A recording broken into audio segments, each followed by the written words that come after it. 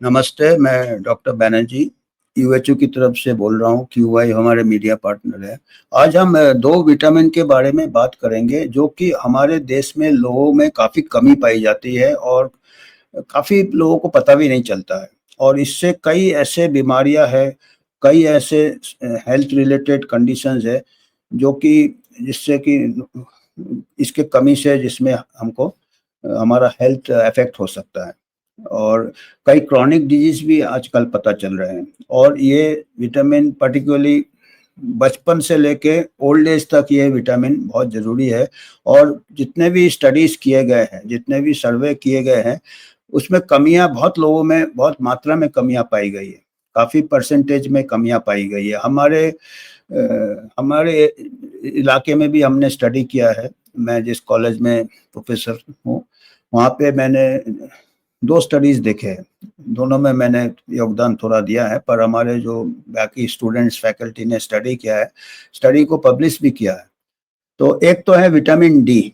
Vitamin D की कमी हमारे यहाँ अभी बढ़ रहा है और दूसरा है विटामिन बी12। ये दोनों अलग-अलग कारण की वजह से है और ये दोनों अलग टाइप के विटामिन हैं। एक प्रकार से मतलब विटामिन डी जो है वो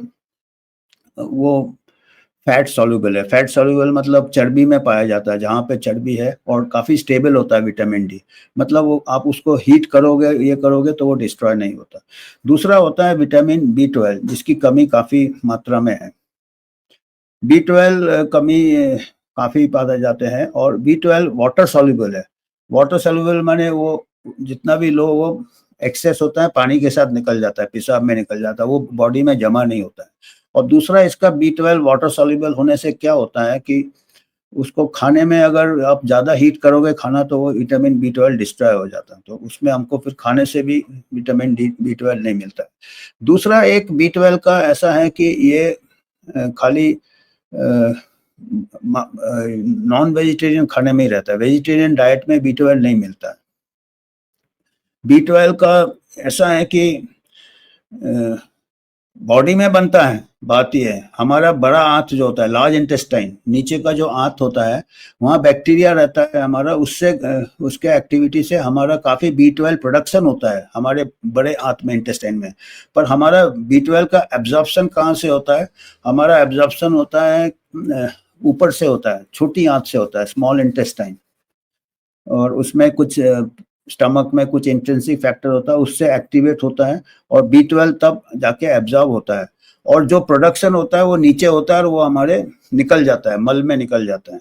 तो हमको बी12 हमको बॉडी में बनता है पर हमको मिलता नहीं है। तो और पानी में कंटामिनेशन हो गया, वो हो गया पहले।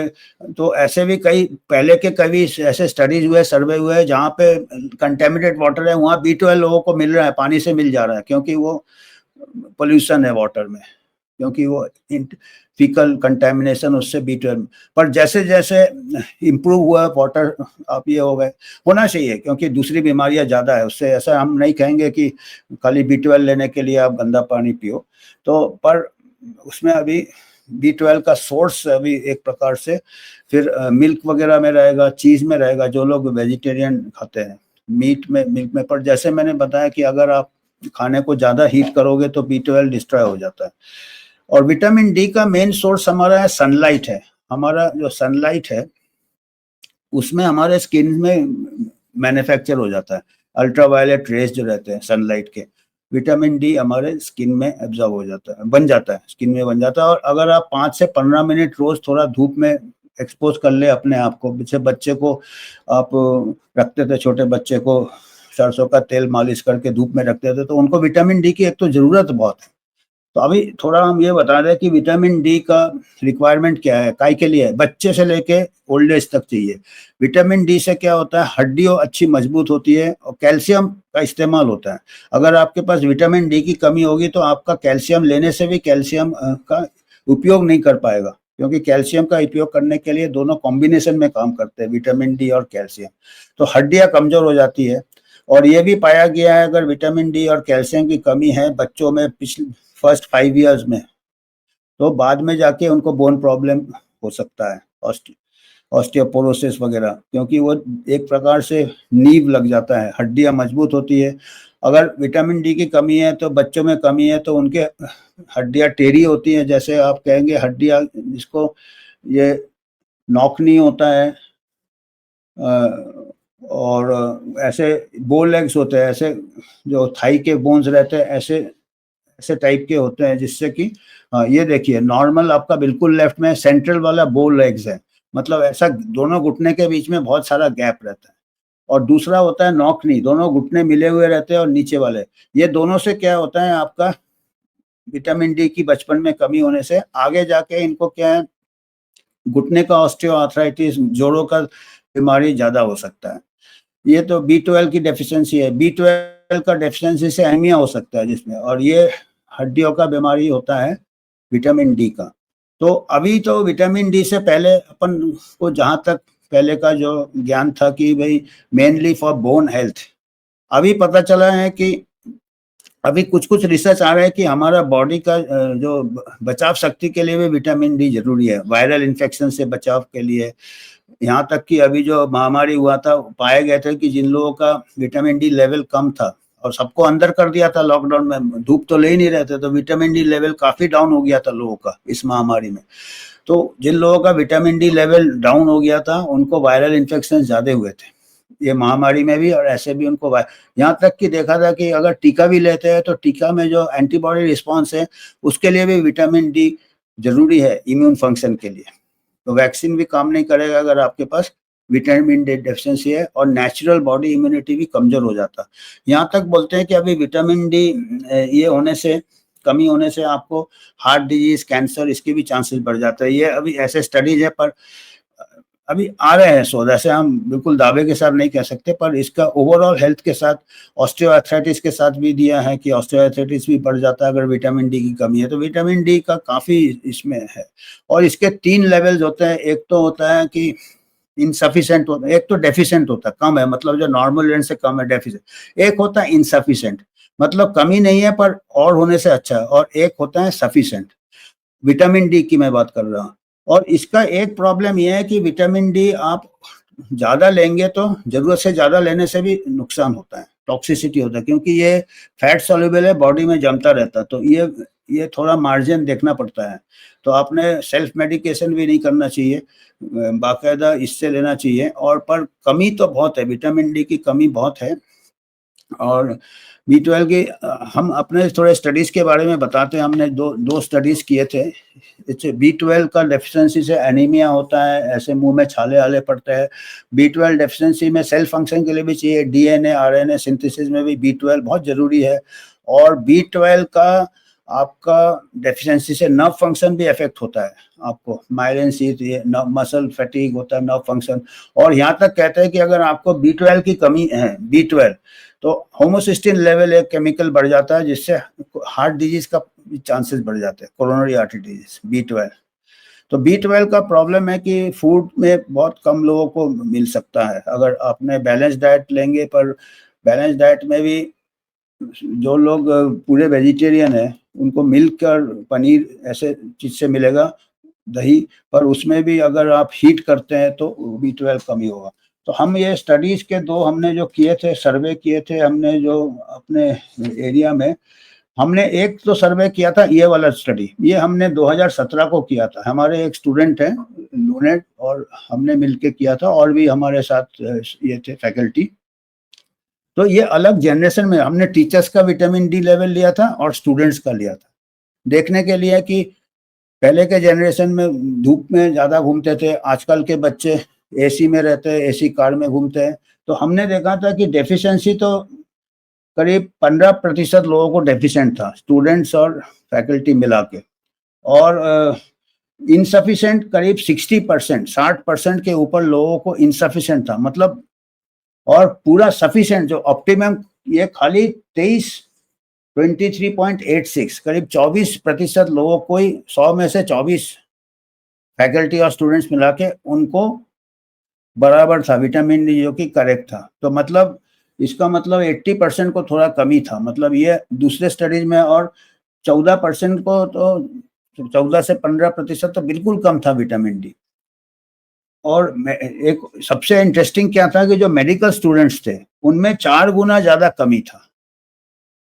ओवरऑल इतना था, पर फैकल्टी के से कंपेयर करेंगे तो जो आजकल के जनरेशन है उनका 4 गुना कम था विटामिन डी लेवल। अब बताइए कितना ये हेल्थ के ऊपर इफेक्ट हो सकता है। ऐसे ही उनको अभी ओबेसिटी होता, उनको ये होता, ओवरवेट हो रहे हैं अभी के, फिजिकल एक्टिव बाहर नहीं जा रहे, फिजिकल एक्टिविटी कम कर रहे हैं, हमेशा कोचिंग क्लास, या ऊपर से विटामिन डी भी नहीं मिल रहा है क्योंकि सनलाइट में एक्सपोजर नहीं होता है। और सनलाइट में आप अगर सनस्क्रीन लगा के जाओगे तो विटामिन डी नहीं बनेगा आपका। अल्ट्रावायलेट रेस को वो स्क्रीन कर देता है, क्योंकि अल्ट्रावायलेट रेस चाहिए होते विटामिन डी बनाने के लिए। तो ये एक प्रॉब्लम है।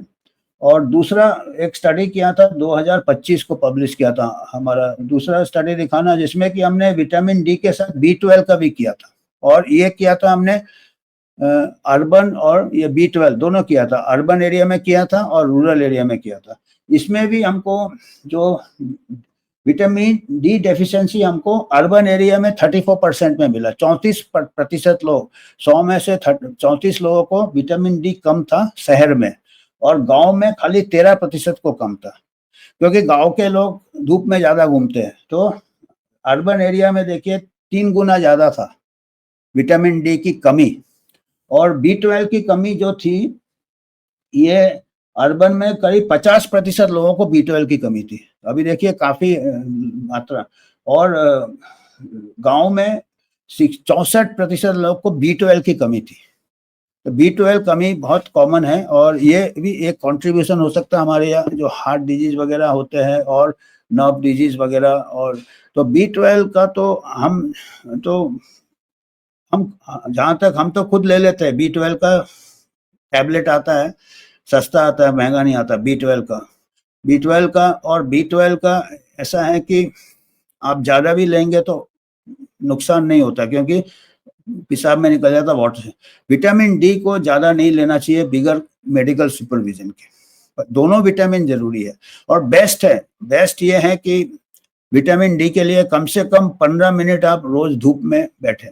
15 मिनट, 5 से 15 minute, minimum 5 minute, maximum 15 minute.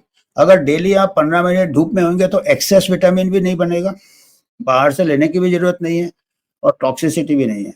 और जहाँ तक B12 का है, अगर आप लोग वेजिटेरियन है तो मिल्क, दही वगैरह लेना चाहिए, उसमें थोड़ा B12 मिलने की संभावना है। अदरवाइज जो लोग मांसाहारी है, अंडे में मिल जाएगा B12, और लीवर, किडनी जो मांस होता है, मीट, फिश में मिल जाता है, फिश लिवर ऑयल, फिश। और ये सब B12 और ये दोनों विटामिन के ऊपर थोड़ा नजर रखना चाहिए। और B12 का कैप्सूल भी मिल जाता है, ये टैबलेट भी मिल जाता है B12 का काउंटर में, खाली B12 बोलना आप। तो उससे, क्योंकि B12 की कमी 50 से 60% हमारे रिसेंट रिसर्च में मिला 2025 को, डॉक्टर सोती गोंगे ने किया हमारे डिपार्टमेंट के, उसमें 50% के ऊपर मिला, 60% के ऊपर मिला विलेज में डेफिशिएंट B12। और इसमें भी 30-35% विटामिन डी डेफिशिएंट भी है। विटामिन डी डेफिशिएंट के लिए बेस्ट है आप लोग हर कोई धूप में 15 मिनट घूमना का है, सनलाइट। अब वो लोग स्किन और ये सोचते हैं, और सनस्क्रीन नहीं लगाने का है 15 मिनट। सनस्क्रीन लगाने से वो बेस्ट हुए। बच्चे खेलते थे पहले धूप में। तो आज हमको इसी 2 मुद्दे पे बात करना था। ये 2 विटामिन हमारे लिए इम्पोर्टेंट है, और ये 2 विटामिन हमारे देश में लोगों में काफी डेफिशिएंट है, तो इस पे जरा ध्यान दीजिएगा। धन्यवाद। आप लोगों को कुछ योगदान देना है तो आप इसमें दे सकते हैं। हम कोई फार्मा कंपनी का स्पॉन्सरशिप नहीं लेते हैं, ना कोई विटामिन वाले का स्पॉन्सरशिप लेते हैं, ना कोई पॉलिटिकल एजेंडा है हमारा। जस्ट हमको पब्लिक हेल्थ इश्यूज हम उठाते हैं, और आपके मदद से ही हम आगे बढ़ना चाहते हैं। तो धन्यवाद।